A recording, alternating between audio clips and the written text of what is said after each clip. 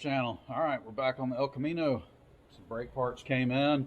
We've got to get a master cylinder proportion valve on this thing to make these disc brakes work right. I learned this the hard way because I'd never converted a drum brake car to disc brakes. All of my stuff's always been discs when I bought it, so I never went through this. Never had a customer ask me to do one of those jobs before. Surprisingly enough, as that is. But so when I converted the discs, put the rotors and the calipers on the front, did the coilovers and the tubular control arms and all that.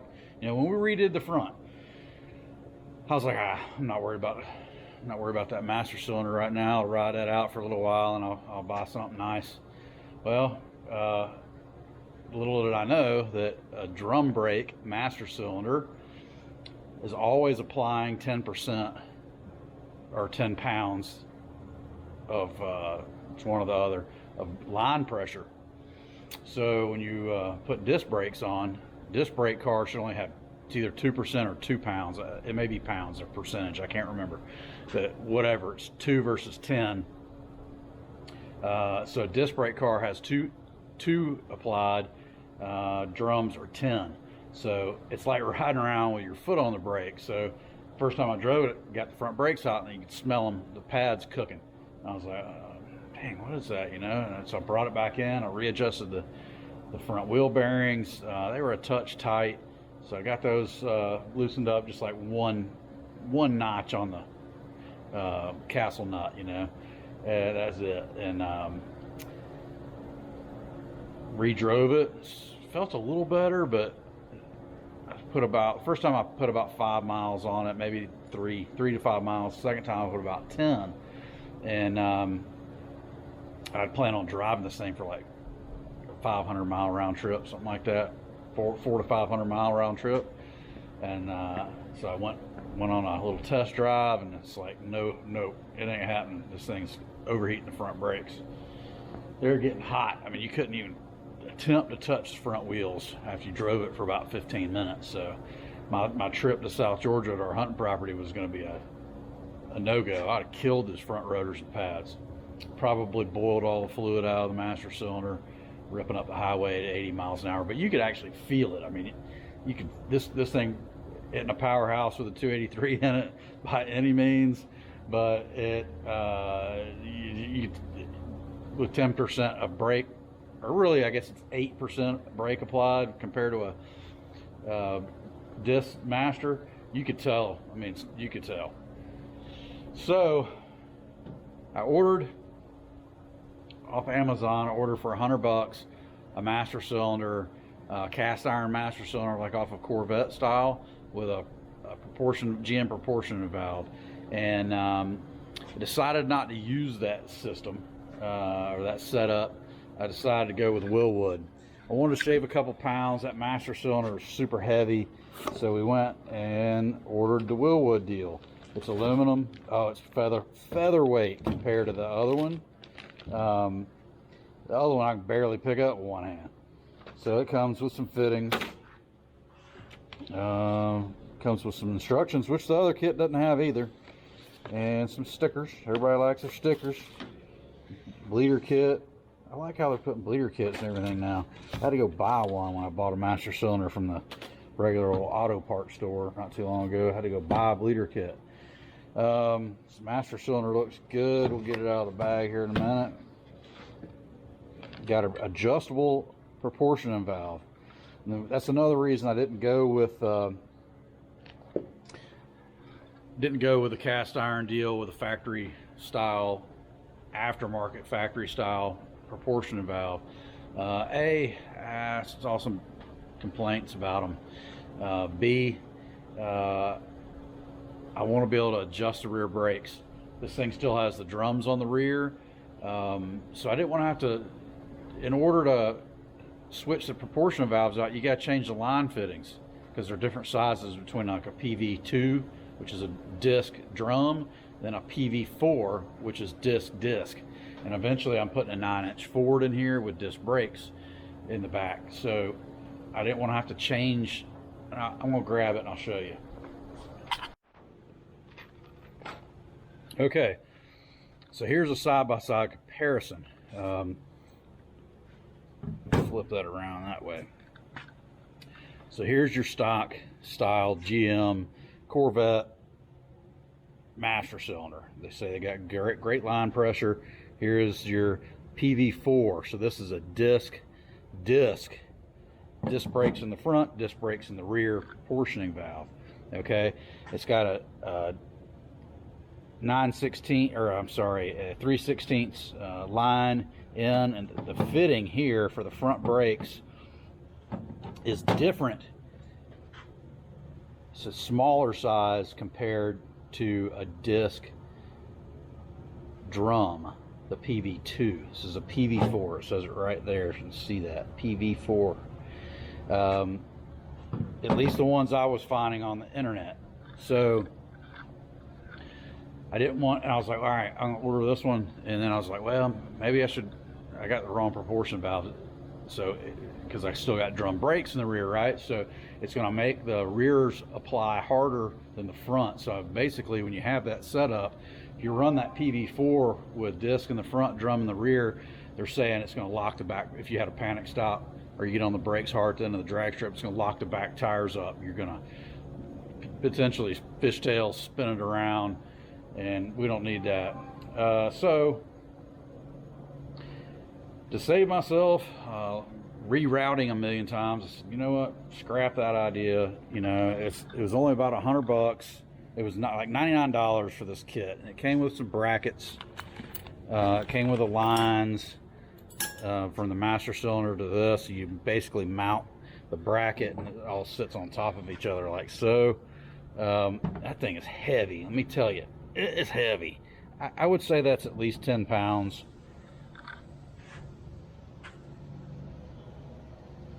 And I would say this is a pound. I mean, this thing is so light compared to that. Unbelievable. So in race car stuff, which I know this isn't a competitive race car, but every little amount of weight adds up. I want to be able to adjust my proportion valve. I can adjust with this knob how much line pressure goes to the rear brakes. So that's huge when you're going to dial in a car that's going to be potentially stopping from 120 miles an hour in an eighth of a mile eventually. Right now it's not. Right now I'd be hard pressed to even do 120 miles an hour on an open freeway. So might as well do it right if you're going to do it right. So I got this extra master cylinder laying around if anybody needs one, or you can order one off Amazon if you're local. I'm starting to accumulate some spare parts from the El Camino. I got some front shocks that are brand new, standard gas shocks from like O'Reilly's. I won't be using those. I'm not going to be using this master cylinder proportionate valve. It is what it is. So I also bought a line kit. It's a copper nickel line. It's 25 feet. Comes with some fittings. Hopefully between these fittings and the fittings that are in this master cylinder, and this comes with some lines too, it looks like. I got a bracket. I'm hoping this bracket's going to allow me to mount the proportion valve next to the master cylinder. That's what we got. So this is Thursday evening. I just got done working on the Trans Am, and I'm sure that video is going to come right before this one. So if you want to go back and look at that, if you're interested in this car, we've got several videos out on it now, and there'll be several more. We just got done taking the battery out of that side. Found a little bit of a rust issue with the battery tray. Not a big deal, because we're not going to use that battery tray. We're going to neutralize that and paint it. We're going to get we're not using the stock master cylinder brake booster. I'm going to clean this stuff up, paint it, and get underneath the hood looking good. So when we pop and get the brakes done, so when we get that LS3 dropped in, we have a good looking area that surrounds the engine. We don't want it to look like a super old Trans Am that's been sitting in the dust for 20 years. All right, we're gonna get going. I've already got the original master cylinder off of this thing.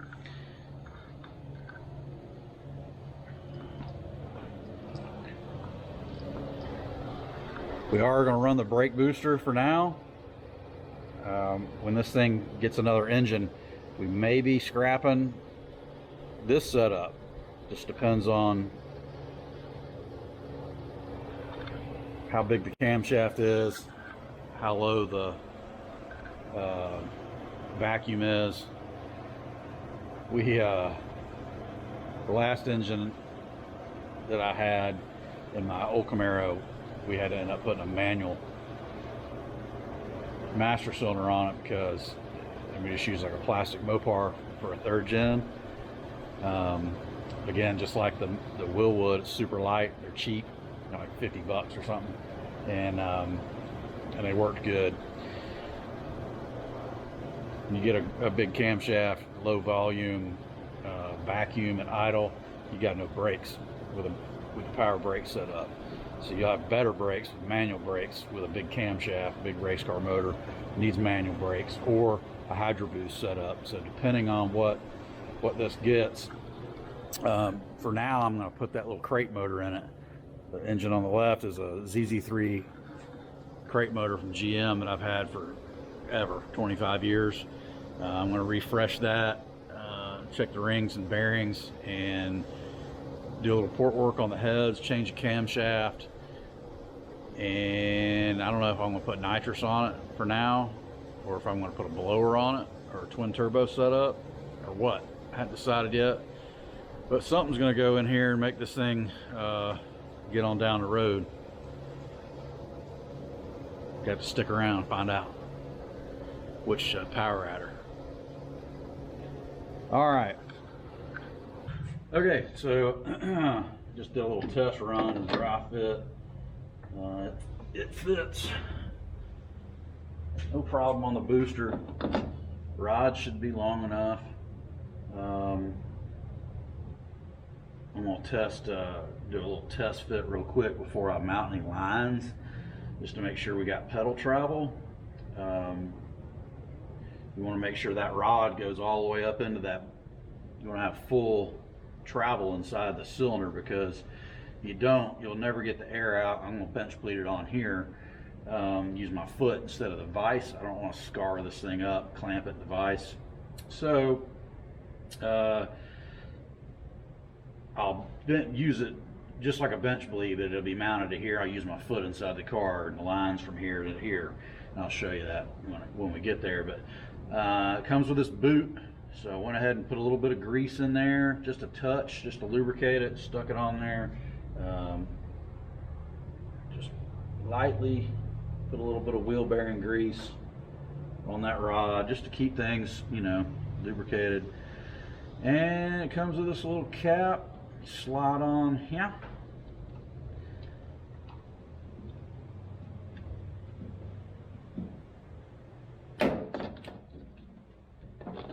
Just goes on like that. I'm gonna put the nuts on it. Check out my pedal travel.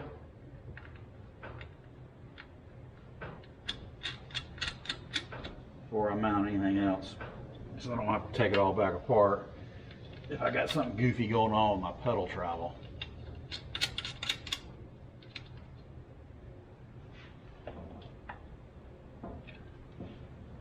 All right.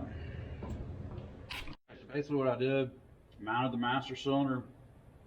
I got inside the car with my hand and just pushed it slow, the pedal down, and see how far it would go. Make sure it didn't bottom out on the floor or anything like that. It bottomed out well before the floor, gap about, I don't know, 6-8 inches at least. So it should be giving me full travel with no problem in my master cylinder. So should be able to shouldn't have any problem with braking or bench bleeding the brakes this way. And I highly recommend you check that, because if you're not getting full pedal stroke, and you had, say, a failure, half your master cylinder failed and you're relying on the other half, you may not be able to reach that pressure with your foot if you did have a failure in half the master cylinder. So all right, so looking at my setup now to see how I want to install this. This bracket would be about like that. It's going to put the brake lines really tight on the fender liner, and I'd go down that way with them, which is fine. Let's see what it looks like flipped around. I don't know if you can flip it around. I don't think so. Get it on this side. No. I think that's our only option here. Not doing it that way. I think that's our only option.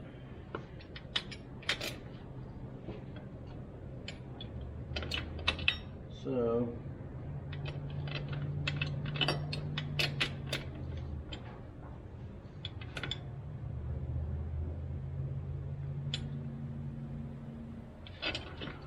I think that's how we're going to do it.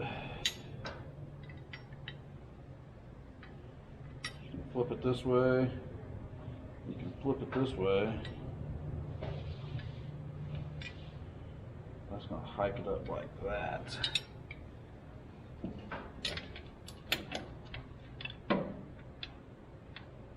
Flip it up like that. That's not going to give me any room past the booster. So can't go that way. It's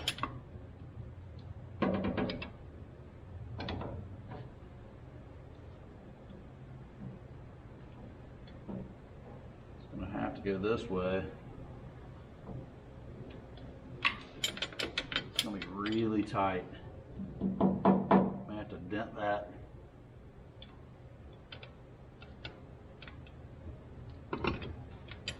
Can't put it on this side of it. Ugh.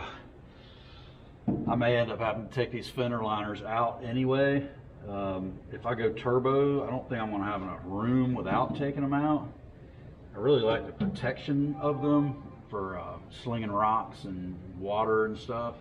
But I did on my 73 Camaro, which I don't have any footage of, that was years ago. I ran without these and never had any real problems. Just makes things dirtier faster, but may have to pull these out. I mean, that was the whole hold up on driving it with it super low to the ground, was because the tires were scrubbing the inner fenders. They were hitting outside lip too a little bit. But all right, well, we're going to give it a shot without taking it out and see what she looks like. I'm liking this kit pretty good. It came with these spacers, which is nice. Slide them over the studs here. Spaces your bracket out so it doesn't hit. You mount it there so it won't hit your master cylinder or your brake booster, which is nice. I'm liking this kit so far. I'm liking the quality, look of everything. The bracket's nice. I mean, it's not going to be perfect for every application because it's not specific for one car, but it's going to. I think it's going to work out okay here. Like I said, I may take the liners out. I may dimple them to give me a little clearance. We'll see.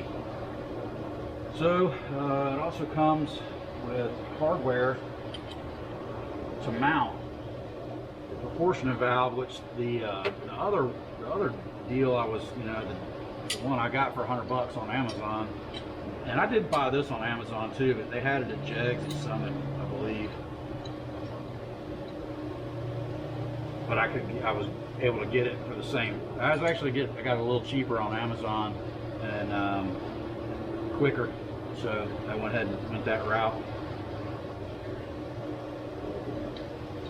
Pretty decent looking stuff.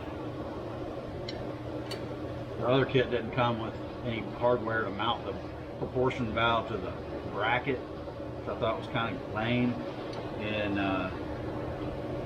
anyway, I'm liking it. Made in the USA. I'm liking that too. All right, I'm gonna tighten this up and we'll mount it. See what it looks like. Okay, that's what the proportioning valve in the master cylinder looks like. up to this point. It is tight. Let's see if I can snake this camera in here and show you how tight it is. So these lines, I won't have any problem. These are your front brake lines, and this is the rear brake line. That's the only one that's going to have a little bit of clearance problem. I may be able to attach the line with the booster, the master cylinder, excuse me, off the booster just a little bit, or loosen this bracket where I can have some play, and then tighten it down and let it just move the line over just a little bit as it tightens to this, but then it may rub. So I don't know if I want to do that. So I think what I'm going to do is probably take a pipe, take all this back off. I'll mark this and take a pipe and see if I can't dimple this down just a little bit, because it's nowhere near my tire. I mean, not even close. So I can clearance this as long as the material will cooperate with me. That's what I'm going to attempt to do first. Just kind of clearance this area where that bad boy rides. See how that turns out, shall we?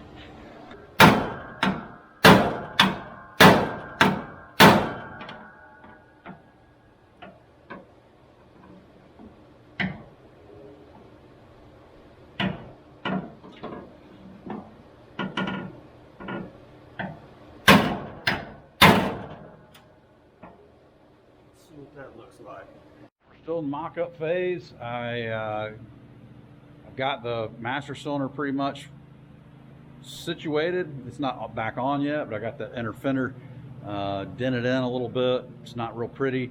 I'll probably fix some of that in the future. Right now we're just trying to get this thing where we can drive it. So what I've done underneath here, I took the factory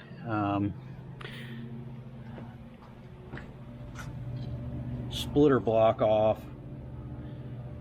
It's a 4-way block. This was the one line that came up to the master cylinder on the old one, on the drum brake master cylinder, and you had one that went into the back brakes. You got your back brake line that comes from the back, of course, all the way up to here, and then you got the right front here, around up over the frame rail and there. I really don't want to replace that right now because it's not going to be all that fun to run with the exhaust and the engine in place. I'm going to be taking the engine out before too long, so we'll probably rerun the front brakes and possibly the back line as well when the engine and exhaust comes out of it. So I had to tweak the lines just a little bit. I got unions, 3/16 unions, so we're going to make up lines from those unions to the proportioning valve, and I'll show you how to do that. Okay, so we've got the master cylinder, proportioning valve, bracket, spacer. I got to hold one spacer. We're going to slide this back in.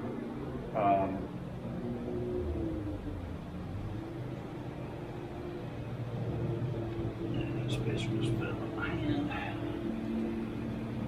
You gotta kind of hold your mouth right to get this combo in here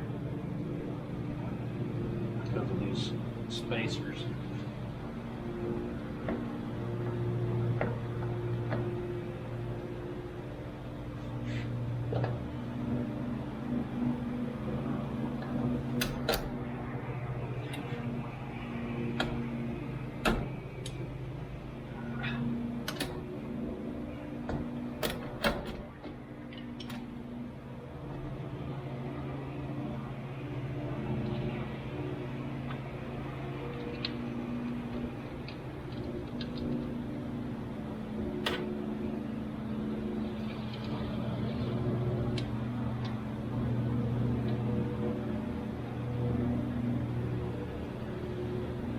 Get that tightened up.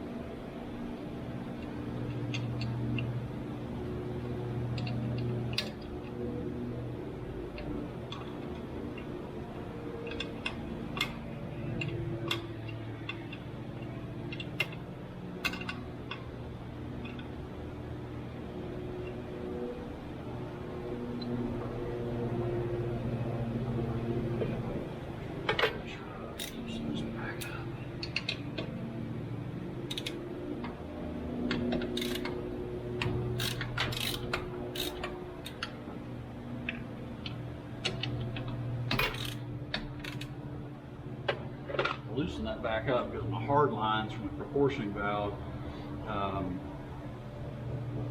think this back line is just a touch too short or too long one. I can't figure that out yet. All right, just tighten it a bit now, I think. It felt like it was in a bind. I think it was a bracket kind of binding it up just a touch.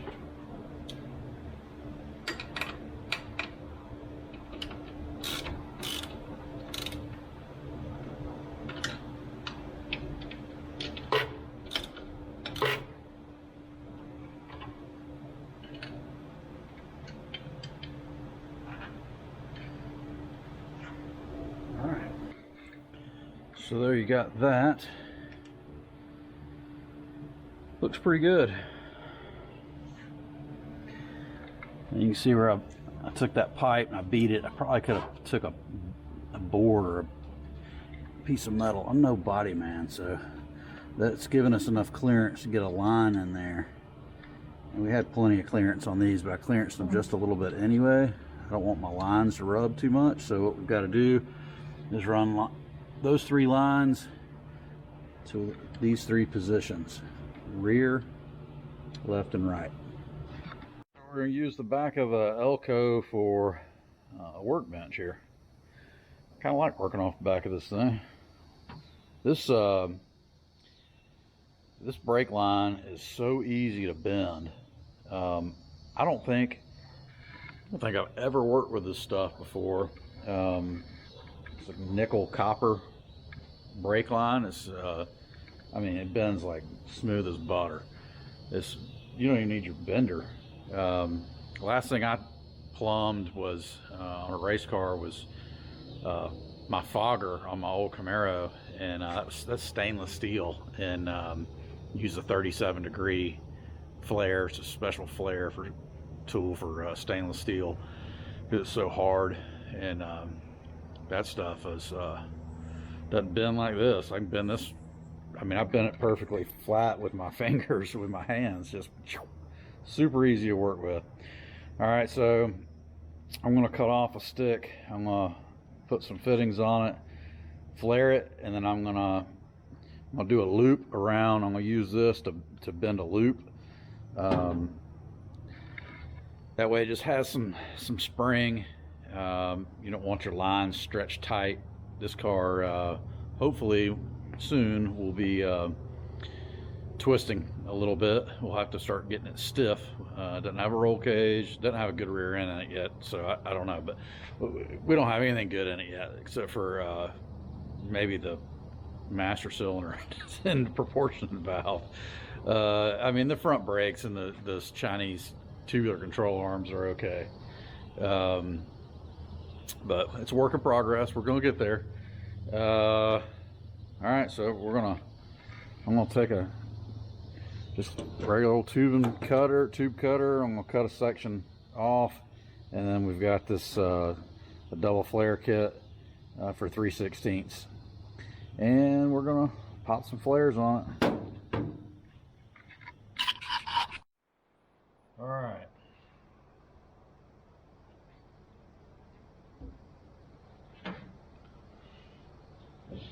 I figure we'll cut off roughly 30 inches and see where we're at on that.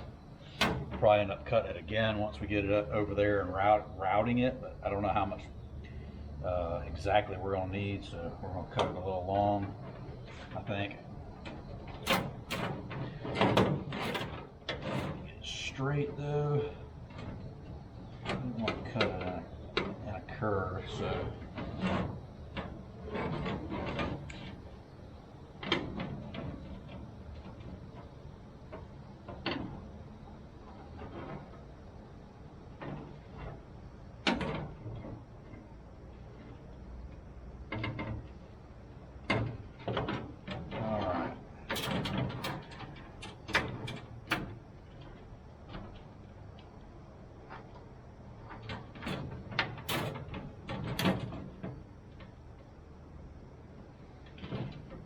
Apply a little pressure, spin it around a few times, tighten it up a little bit more, spin it around a few times, and you'll feel it free up. Just tighten it up a little more.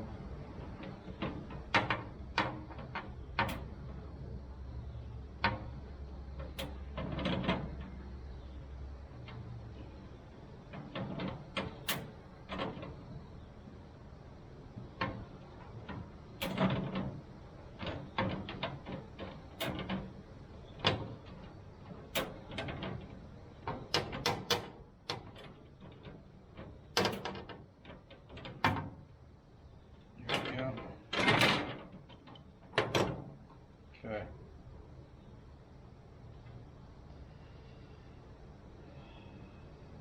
And mashed it a little bit on the end, so we're going to have to deburr that.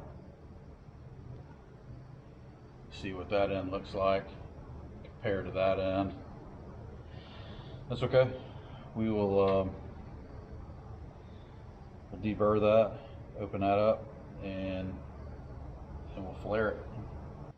Okay, so I don't know if you can see me trying to keep it where you can see what I'm doing on the bench or tailgate. What I did was I took a drill bit and just found one that fit on the side that's naturally open. I used that to ream the side that I cut. So I just stuck it in.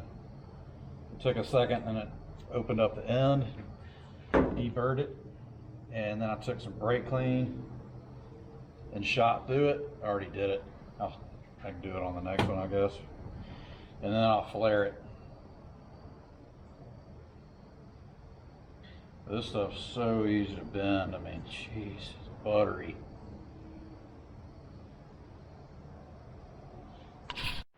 All right, so to flare it, of course, you slide your fitting, whatever fitting you're needing. Of course, we're using small 3/16 deals, 3/16 line.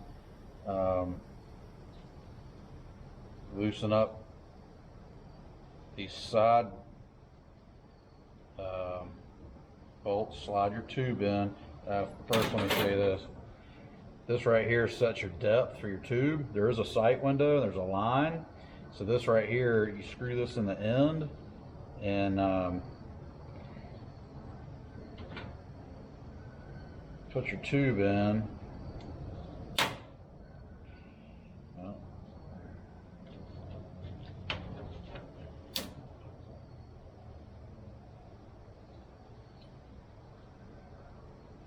I have it spread enough to get it in.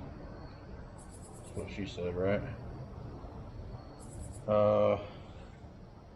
This has got to be screwed all the way flush, and you push your tube in. Come on, man. All the way till it hits it.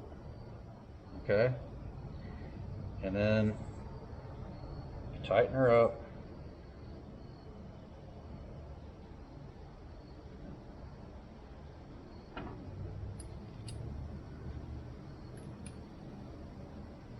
And that's going to lock your tube in place.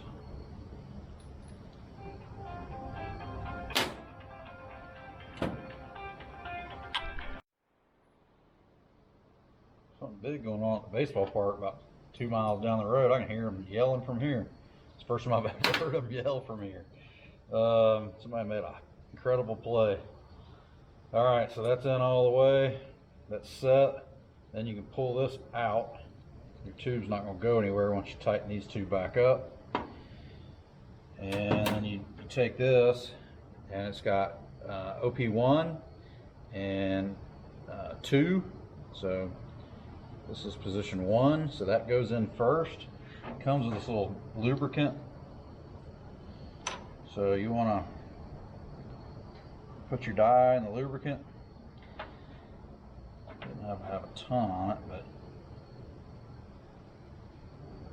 you just want the flare to be lubed when you're pushing this in.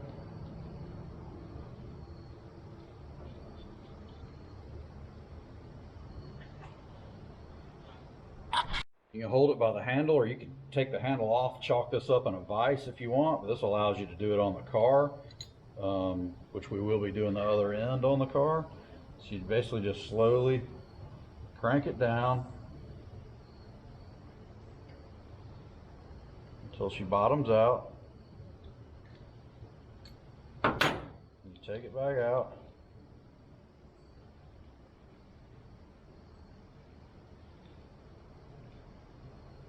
Dip your other side. Oops.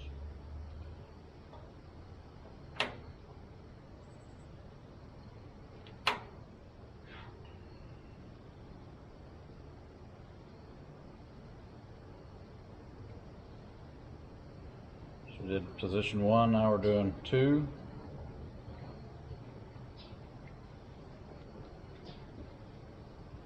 And that'll get you your double flare.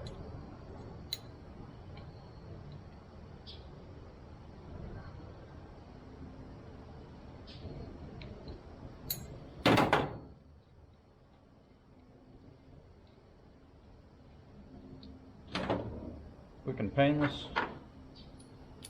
nothing to be scared about.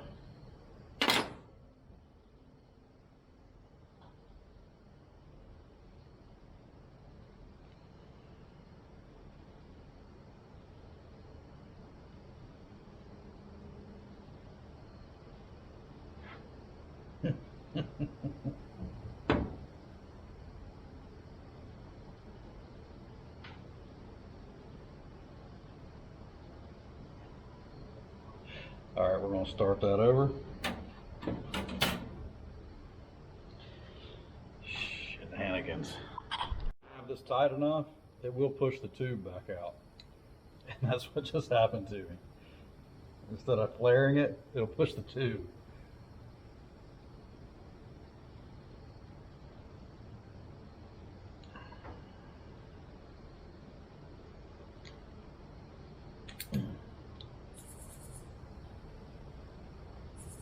So we're doing it again.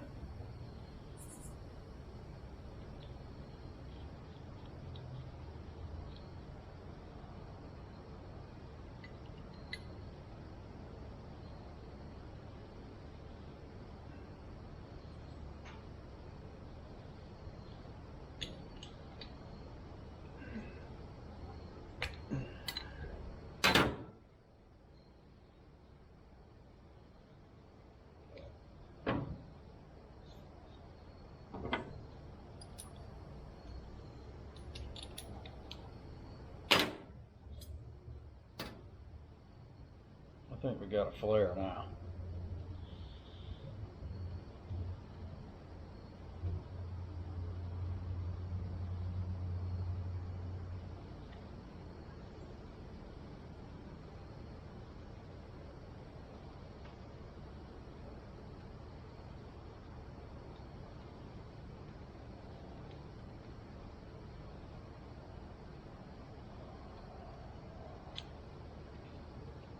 There we go.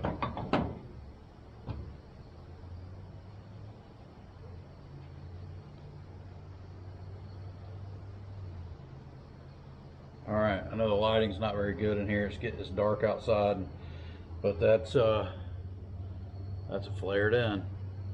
She looks good. You want to make sure that you don't have any weird looking flare, like it's flat on one side and not the other. This thing looks perfect. It's a perfect flare. You got your fitting, slides all the way up to it. You can kind of spin it around, make sure it's going to seal, and it's going to be just fine.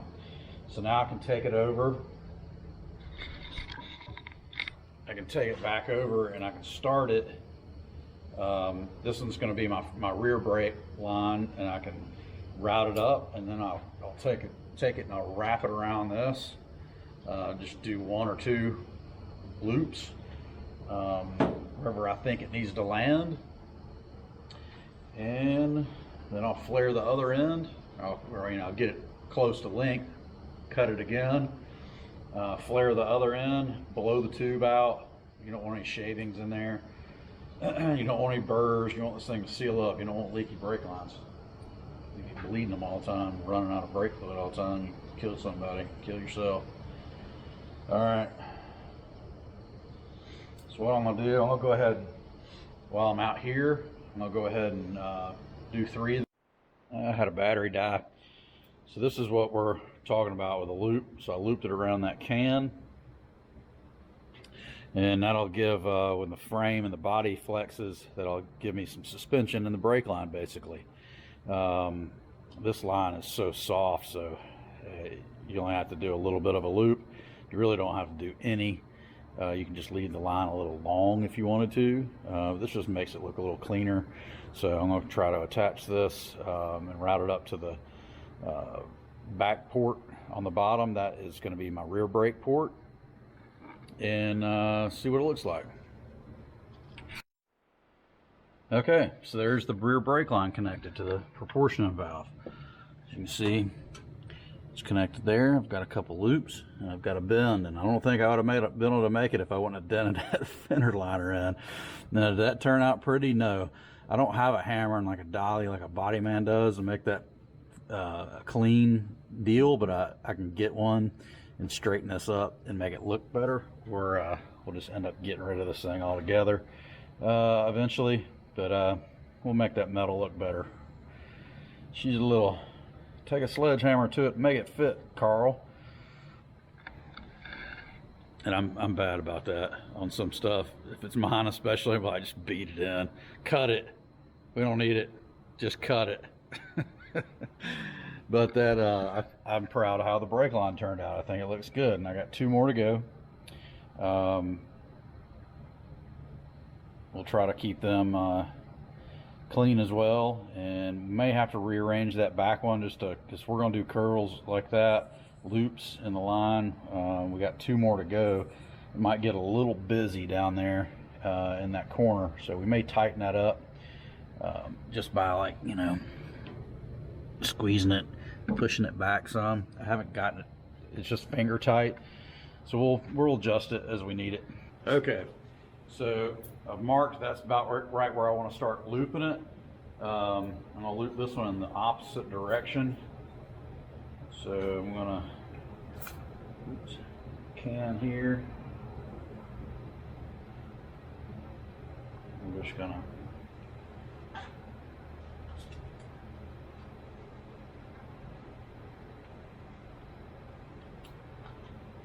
see that.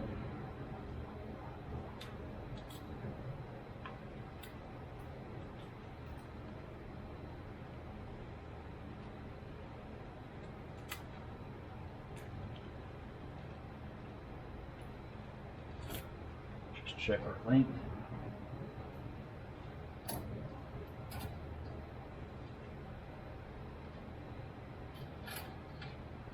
All right, I got room for another loop for sure.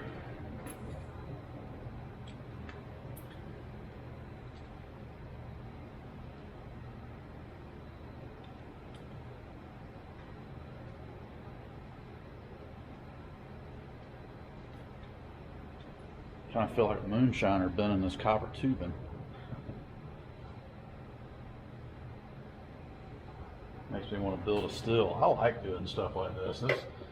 This is it's a little nerve-wracking at first when you're trying to figure out what you're doing, mapping it out. But once you kind of get a game plan and it starts flowing like this, it's fun. All right, so let me check it.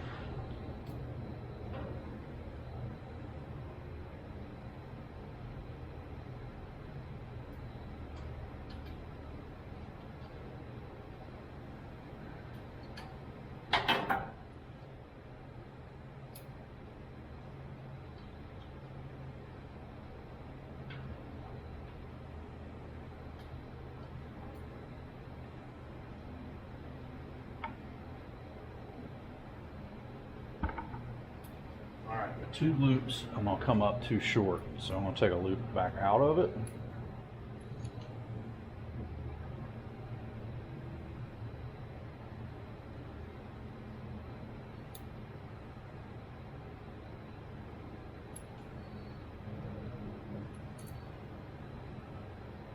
One's going to be plenty. Suspension in the line. Could have cut this one a little, a little longer, but it's okay. I mean, it's still going to reach. I'm going to take a Sharpie, just kind of mark where I think it needs to be cut, and cut it and flare it. All right, last one. See how it's going so far. I think it's going good.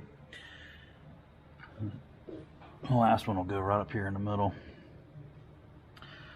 And it just attaches here. It's the shortest one, front left wheel.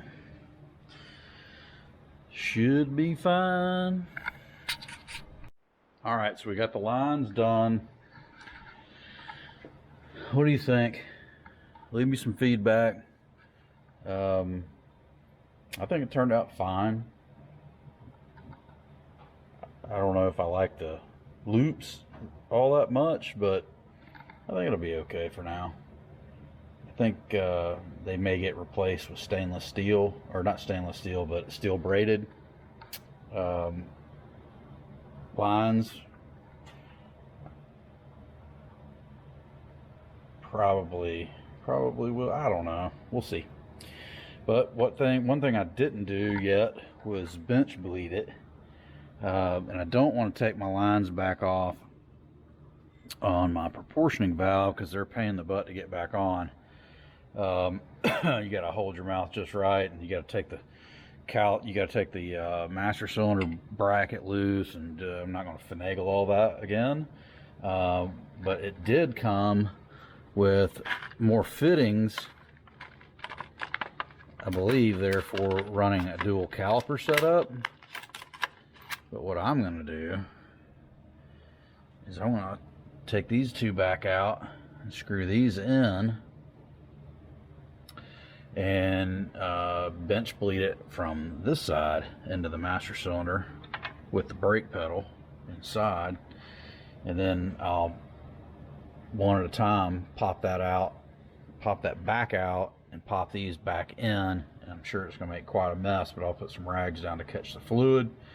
But I think that's going to be the easiest way for me to do that. I'm kind of glad that they put those fittings on both sides now, because I was like, oh, dang, I still got to bench bleed this thing, and I don't want to take any of this back apart. A lot of mock-up back and forth. I mean, it's not a hard job. It's just you know, trying to size everything up, make sure everything works together. Flaring's easy, especially with this copper nickel tubing. Super easy. Nothing like doing stainless on a fogger. That stuff's hard as a brick, man. That's a challenge, but I enjoyed doing that too. I've only plumbed one fogger, and it was mine. I enjoyed that. I really did. I had Proline drill my bungs because they're just right up the road from me, and I'm friends with a lot of those guys, or I was years ago. I haven't talked to them in many years, but because they're all like way high pro level now, and I'm still a streetcar dork. So all right, I'm gonna bleed it from that side, and then I'm gonna probably gravity bleed it at the calipers, and if I run out of beer, I will probably just go to bed, and when Caleb gets home tomorrow from school, I'll have Caleb help me out. So Caleb's good about working the brake pedal so I can bleed brakes. He's done a few of them. He listens well and does a good job, so he's a good helper. All right, on to the bench bleeding. All right, got our bleeder lines hooked up. I'm gonna throw some fluid in it.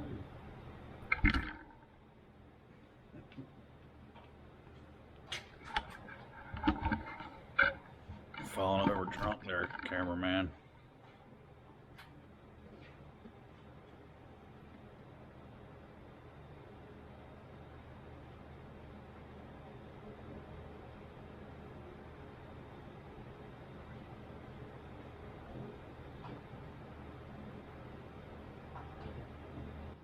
All right, we'll give her a few pumps here.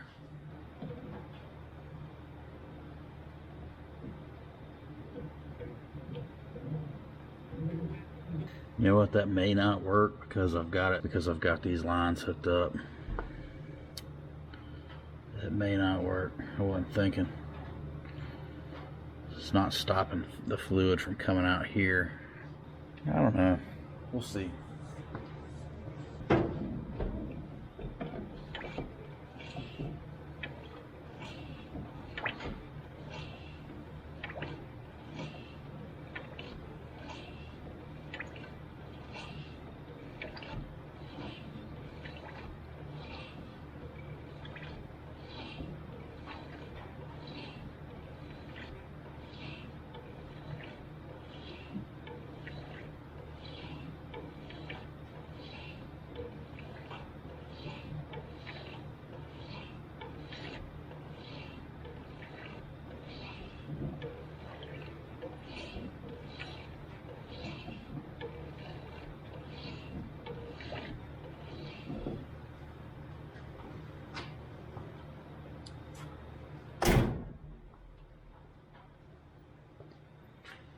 I don't know, I may have figured out a new way to bleed brakes. All right, my helper Caleb got home from school. He's gonna pump my brake pedal while we bleed the brakes. And hopefully we can get a pedal built up and go drive this thing. All right, so me and Caleb have been driving this thing around, and we've been playing with the proportion valve, trying to get the back brakes to stop locking up first. The brakes feel like they're coming around.